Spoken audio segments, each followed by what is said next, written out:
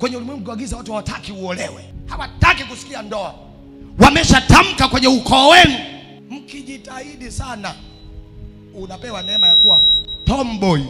Tomboy ni wale wadada wanasaga, wasagaji. Na shangali kuwaga mlokole mzuri anaanza makaptula. Matomboy anapenda makaptula, masoksi marefu. Binti ameweka na guleso, kumbe amefungua mashine yake ya kusaga.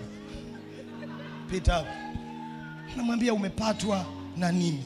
Kumbe ulimwengu wa giza unawambia nyinyi mlifikiri kupata mtoto wa kike ni baraka, taka kubadilisha. Mmepangua hiyo, anakamatwa mtoto wa kike ufahamu, anaenda kubadilishwa jinsia, sijui wa kiume, anaenda kukatwa awe mdada. Mpaka unajiuliza, kweli hivi wanaume mpaka mnakaa kwenye kikao cha wanaume mnaishiwa maneno? Yani utaki kuwa mwanaume? Yaani nitakuomba namba. Haleluya. Hivi kweli kama sio pepo utoke kwenye wanaume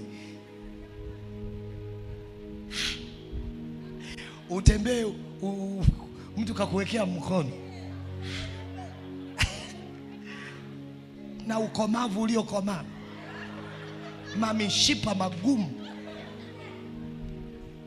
Do you know kuna vitu vina saundi vizuri kwa mtu ambaye naturally ni mwanamke. Ina saundi vizuri na ni raha.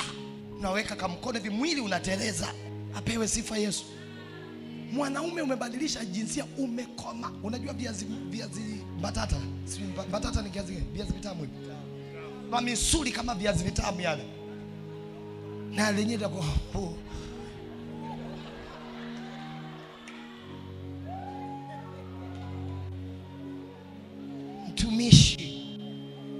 Mtumishi, shalom. Haleluya.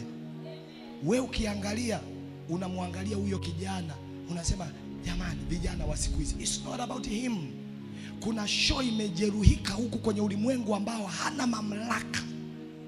Now inamhitaji mtu aliye na ufahamu wa kiroho kuelewa ya kwamba iko vita huwa inapiganwa kwenye ulimwengu wa roho ya uharibifu. So tunawazamia huko. Hiyo vita sio ya mwilini. Kama Bwana anasema hizo vita ni vya roho. Unataka kupigana mwilini vipi? Serikali inawakimbiza kama mashoga, imeweza? Tunakataa mashoga wanakaa kwenye press conference. Wanaweza? Hii ngoma ni ya rohoni. Hii ngoma inabidi ifyetuliwe huko kwenye ulimwengu wa roho. Tunaishi kwenye maisha ambayo sasa hivi ziko party zinafanyika, party za mashoga. Wamekodi na bendi yao. Umewahi kuwaza maumivu ya mzazi wao watoto? Umewahi kufikiria? Umewahi kuvaa viatu vya mzazi wao watoto wa kiume ambao leo ni mashoga? Mtoto wa kiume anatembea hiki kiko mbele, hiki kiuno nyuma. Umewahi kufikiria kama mzazi?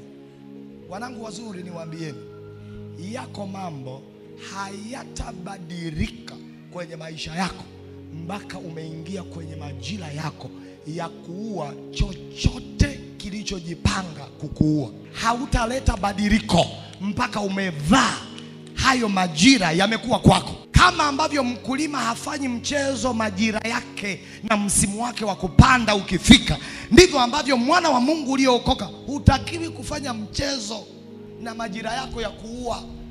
Yakipita hayo yatakugharimu. Haleluya.